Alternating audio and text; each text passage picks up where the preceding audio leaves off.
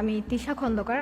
এবারে NASA space apps challenge 2022-এর most inspirational ক্যাটাগরিতে আমাদের টিম ডায়মন্ডস ওয়ার্ল্ড চ্যাম্পিয়ন হয়েছে।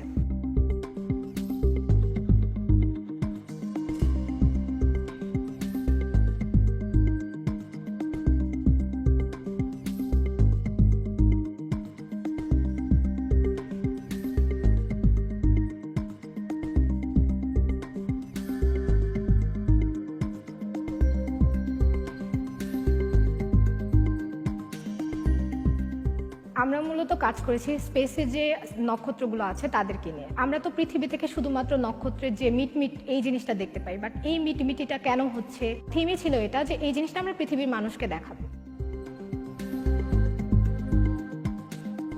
বাচ্চাদেরকে টার্গেট করে যাতে ছোটবেলা থেকেই তারা স্পেসের এরকম অজানা তথ্যগুলো জানতে পারে, তাই তাদেরকে টার্গেট করে আমরা একটা লার্নিং টুল প্লাস গেম ডেভেলপমেন্ট করেছি। তো স্পেসের যে অজানা বিষয়গুলো এগুলো শুধুমাত্র নাসার কাছে এই ডেটাগুলো আছে, তো আমরা সেই ডেটাগুলো নিয়েই আমাদের গেমে ডেভেলপমেন্ট করেছি। আমাদের গেমটা বর্তমানে ডেভেলপমেন্ট ফেজ পর্যন্ত আছে, কারণ আমরা 36 ঘন্টার মধ্যে যতটুকু করতে পেরেছি সেটাই আমাদের সাবমিশন করতে হয়েছে।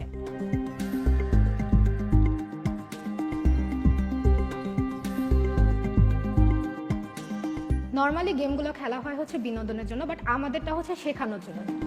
বাচ্চারা ছোটবেলায় মহাকাশ নিয়ে অনেক কিছু ইন্টারেস্ট থাকলেও একটা স্টেজে গিয়ে তারা হারিয়ে ফেলে। তো আমরা চাই না তারা ওই স্টেজে গিয়ে হারিয়ে যাক।